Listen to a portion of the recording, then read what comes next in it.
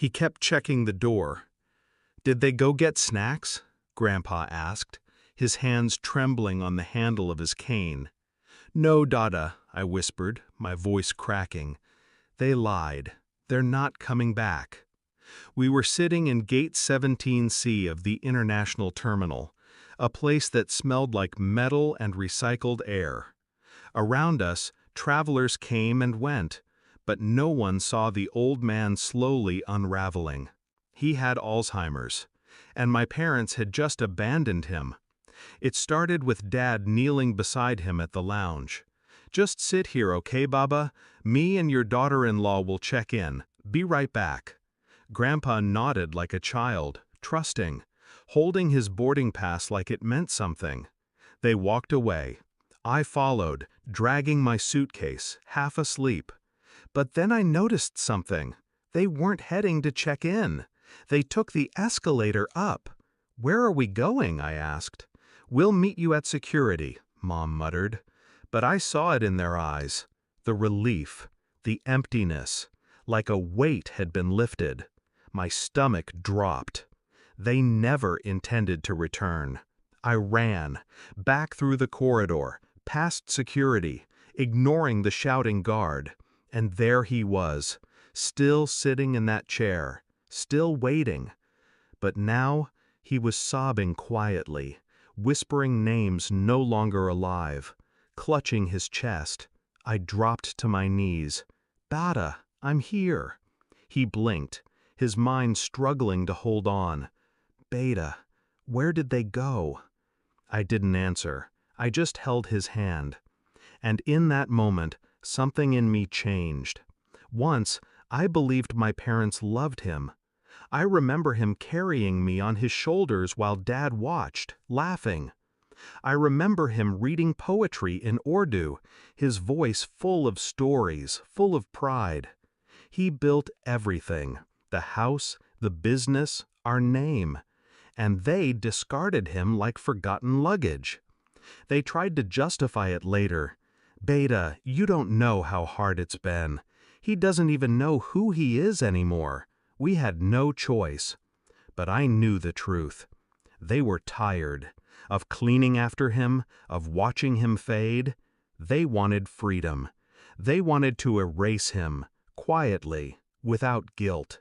So I decided to erase them. I took Grandpa home with me. Not their home, mine. One-bedroom apartment. Not perfect, but real. He didn't always know who I was, but he always smiled when I entered the room. Every day, I gave him dignity, and every night, I sharpened my strategy. First, documentation. I gathered everything.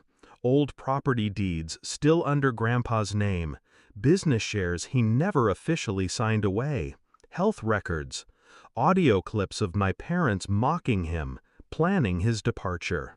Then, the lawyer, a friend of mine from college. She was sharp, cold when needed. We drew up petitions, filed complaints, quietly froze accounts, began probate on illegally transferred assets. I was patient. While they dined, traveled, laughed, I built the net.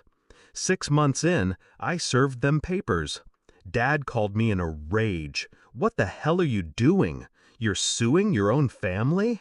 "You abandoned him," I said, flat. "He's pursuing justice. I'm just his guardian. You think some old man with brain mush can win a case?" I smiled. "He's not the one forgetting things. You are." Court was brutal, but truth doesn't tremble when it's held right. They lied. We proved. They twisted stories. We showed footage. In the end, the judge didn't even need to deliberate long. All business shares reverted. Half the family home returned. Accounts frozen until a full financial audit. And a restraining order.